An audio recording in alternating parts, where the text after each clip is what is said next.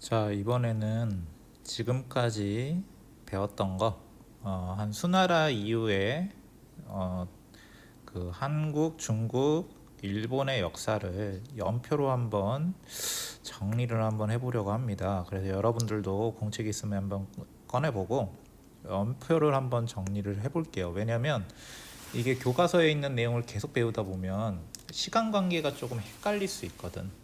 그래서 그걸 조금이나마 정리를 해보고자 그 연표를 아주 간단하게 한번 그려볼 거예요. 여러분들도 그려본다면 헷갈리는 연대를 정리하는데 조금이나마 도움이 되지 않을까 싶습니다. 여기 보면은 뭐 600년부터 1400년까지의 숫자를 적어놨어요. 그러니까 이 시기에 있는 일어난 뭐 왕족, 뭐 사건 아주 간단하게, 너무 복잡하게 하면은 한계가 있기 때문에 간단하게 정리를 한번 해보겠습니다.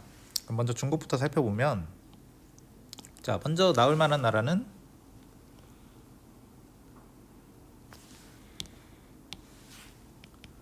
수나라겠죠. 그죠? 수나라는 618년에 멸망을 하게 돼.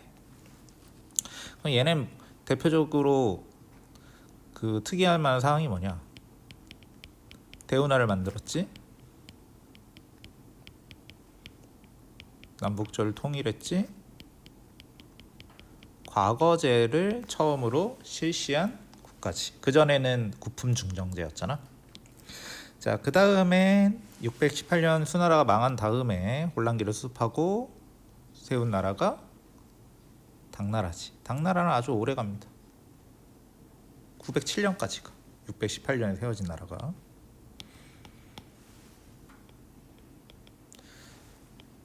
자, 당나라도 많은 특징들이 있지. 그지? 과거제를 여전히 실시했고, 뭐 문화가 국제적이다. 수나라와 겹치지만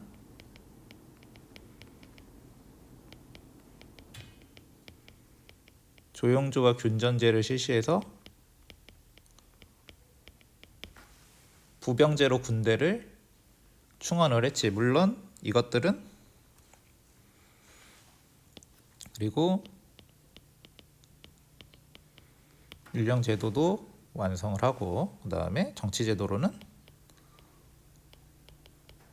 삼성육부 제도를 실시했다, 이렇게 얘기를 하지. 그지? 근데 전에도 얘기했지만 이러한 특징들은 뭐 부기부터 시작해서 수나라 때도 계속 만들어지고 있었던 것이다 라는 거 알아두고, 그 다음에 당나라는 요 가운데 755년에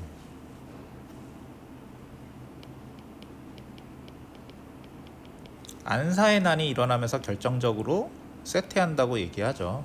그래서 조영조 균전제 부병제 없어지고 양세법과, 군대는 앞으로 어떻게 해요? 모병제가 실시가 되지. 그리고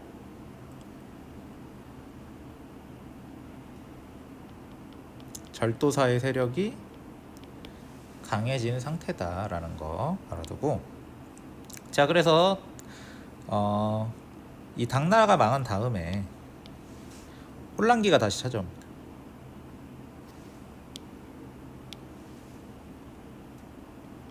979년까지.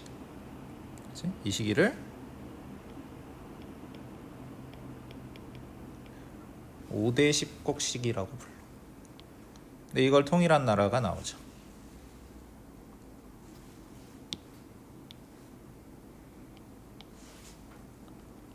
(960년에) 세워져서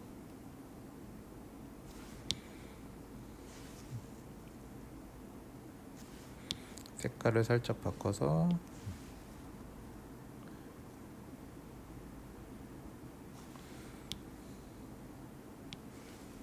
자, 송나라가 세워지지. 송나라는 중간에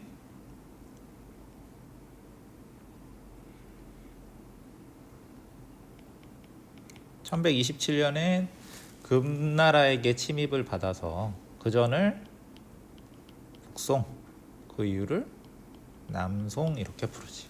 자, 송나라의 특징은 뭐였을까? 960년에 세워져서 남송까지 망한 게 1279년에 망하게 되는데, 송나라의 특징은 운치주의를 실시를 하지, 그지? 대신에 국방력은 약화가 되고 재정난이 너무 심했어. 그래서 왕안석이 개혁을 실시하는데 실패하지, 그지? 신법이라고 불렸지만 실패하게 됩니다. 자, 근데 송나라가 이렇게 활동하던 시기에 중국 북쪽에는 다른 나라들이 활동을 하게 되죠. 그지? 그 나라가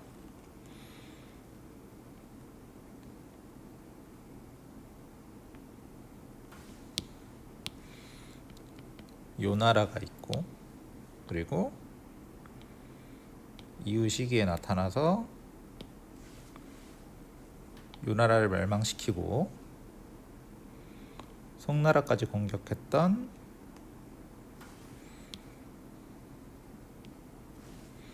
금나라가 존재를 하지. 요 나라는 시기로 따졌을 때 916년에 세워져서 1125년에 망했고, 금나라는 1115년에 세워져서 1234년에 몽골 제국에게 멸망을 당하게 되지.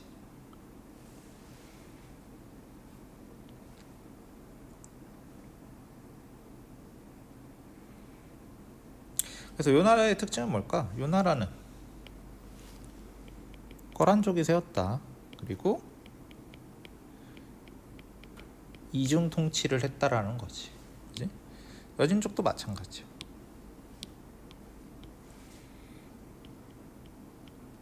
금나라도 여진족이 세웠고 이중 통치를 했고, 이들은, 그리고 금나라 같은 경우에는 송나라를 공격해서 화북 지방을 차지하지. 요 나라 같은 경우에도 중국장을 어느 정도 빼앗지. 여는 16주라는 곳을 빼앗는단 말이야. 자, 근데 그 이후에 송나라도 금나라도 다 쓸어버리는 엄청나게 큰 국가가 나오지. 그치? 이 나라가 바로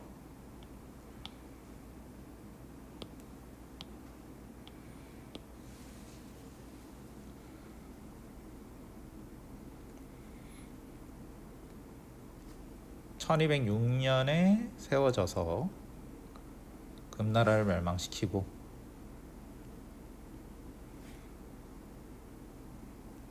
나중에는 중국 땅으로 들어와서 나라 이름을 원나라로 바꾸는 몽골 제국을 얘기해. 몽골 제국은 1206년에 세워져서 중국을 지배하게 되니까 원나라로 이름을 바꾸지. 그지? 원나라로 이름을 바꾼 게 1271년이란 말이야. 여긴 지워야겠다. 왜냐면 원나라는 1400년이 되기 전에 1368년에 멸망을 하게 돼. 원나라 몰아내고 만들어진 나라는 어디냐?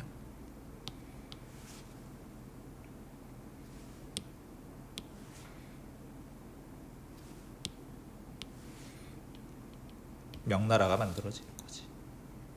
자, 몽골 제국 원나라의 특징은 무엇이었습니까?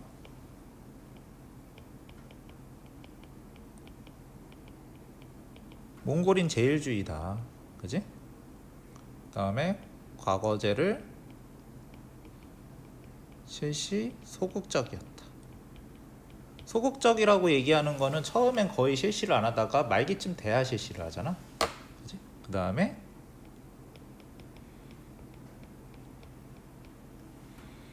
동서교통로를 안정시켰다. 그래서 몽골의 평화라고 불렸다. 이렇게 얘기를 하지. 그치? 자, 그럼 비슷한 시기에 한국은 어땠느냐? 자, 우리나라는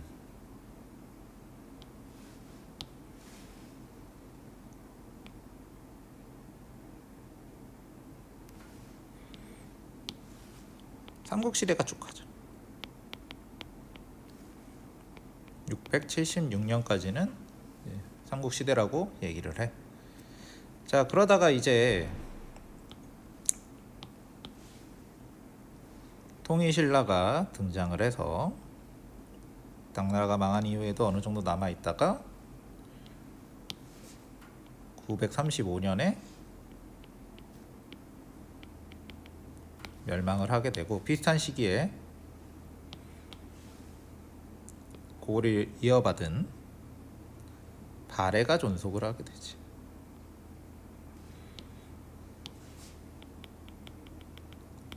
발해 같은 경우에는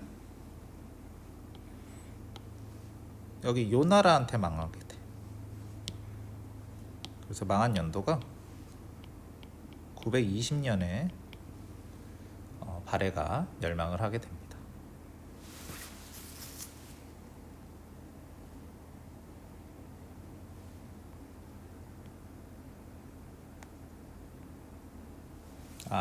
잘못 얘기했네요.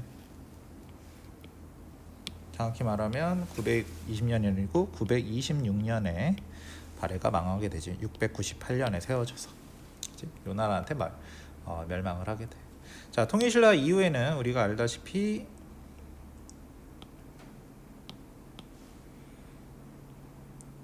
고려가 등장을 해서 아주 오래가지.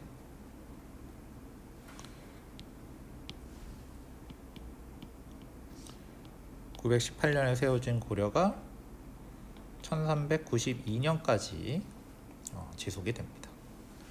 자, 그 다음에 일본을 봅시다. 일본은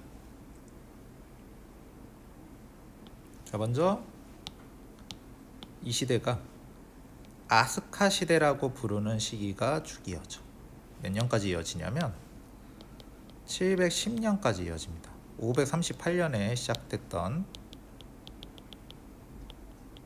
아스카 문화 시기가 710년에 끝나게 되고, 그 이후에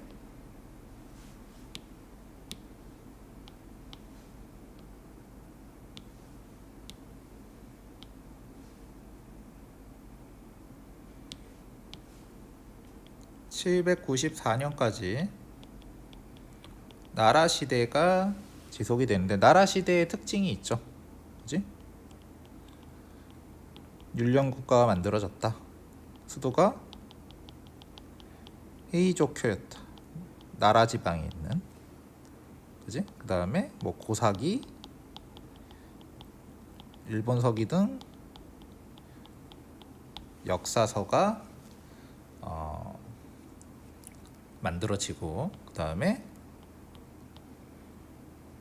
중국의 문화를 적극적으로 받아들여서 당풍이다, 당나라풍이다, 이런 얘기가 나와.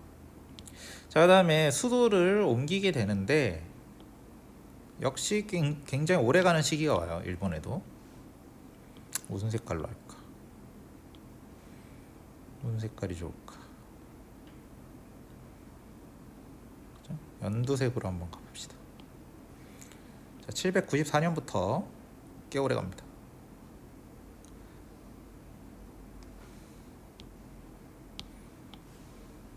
1185년까지 이 시기를 좀 색깔을 잘 보는 색깔로 할게. 헤이안 시대라고 불러. 자, 헤이안 시대의 특징은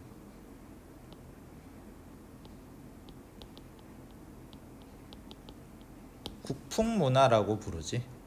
그지? 그래서 한 900년쯤 되면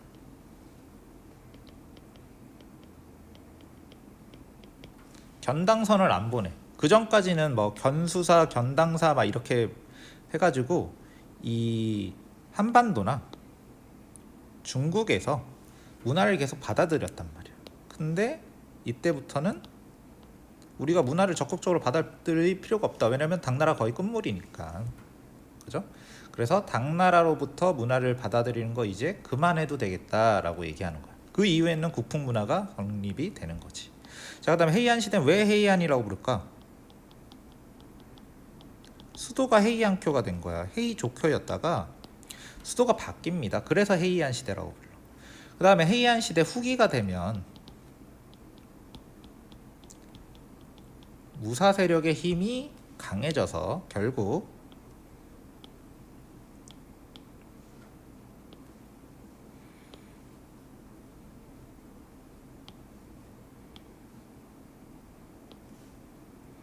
(1185년부터) 1333년까지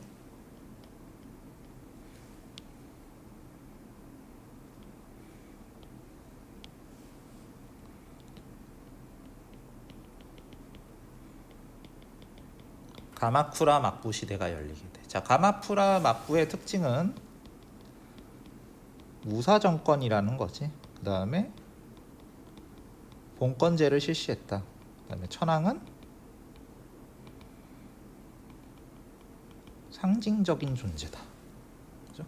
그 다음에 가마쿠라 막부는 누구의 침략을 받게 되냐면 이 원나라의 침입을 받게 돼. 근데 원나라 침입은 뭐 고려도 받지? 생각해보면 금나라도 몽골 때문에 망한 거고, 그 다음에 남송 같은 경우에도 원나라에게 당하게 되는데, 일본 같은 경우에는 두 번 침략을 받습니다. 1274년에 한 번, 1281년에 한 번. 그지? 그래서 이 원나라의 침입을 태풍 덕분에 물리치기는 했는데 무사 세력이 궁핍해져서 흔들려서 가마쿠라 막부가 망하게 되는 계기가 돼. 그럼 가마쿠라 막부가 막 멸망한 다음에는 어디가 집권하게 되느냐? 이거는 나중에 좀 더 자세하게 배우겠지만 무로마치 막부가 열리게 됩니다. 그러니까 이 지금 관계를 잘 생각해 놓을 필요가 있어요. 예를 들면 봐, 이렇게 문제를 낼 수도 있다고. 요 나라가 존재할 때 일본 상황은 어땠냐는 거. 그죠? 충분히 이렇게 문제를 낼 수 있지. 일본 상황 어땠니? 그럼 헤이안 시대잖아. 그치? 헤이안 시대고, 요 나라가 있을 때 고려고, 북송이고, 이런 식으로 그 동시대에 어떤 나라가 있었는지 알아야 풀 수 있는 문제를 출제할 수도 있다는 겁니다. 실제로 출제를 하고 있고, 예를 들면 당나라가 한창 있을 때 동아시아 상황은 어땠냐? 동아시아사에서 문제를 그런 식으로 많이 내는데 세계사에서도 충분히 그렇게 낼 수 있는 거야. 통일신라 시대였고, 그지? 일본은 나라 시대 혹은 헤이안 시대 초기인데 이때까지는 견당선을 파견했으니까 당나라로부터 문화를 받고 있던 시대겠지, 그지? 근데 보통 확실하게 하기 위해서 당나라는 국제적 문화 이렇게 얘기하기 때문에 나라 시대랑 많이 엮어요. 그지? 그런 식으로 이런 연표를 언제나 살펴보면서 왜 연도를 알아야 되냐면 다른 나라와 엮어야 되기 때문이에요. 하나하나는 아는데 원나라 때 동아시아 상황이 어땠니? 라고 했을 때 쥐약이 되는 경우가 있어. 그러면 안 된다는 거야. 그런 걸 위해서 여러분들의 시대적 그런 시대적인 흐름을 파악을 하게 하기 위해서 이런 식으로 연표를 한번 그려봤습니다.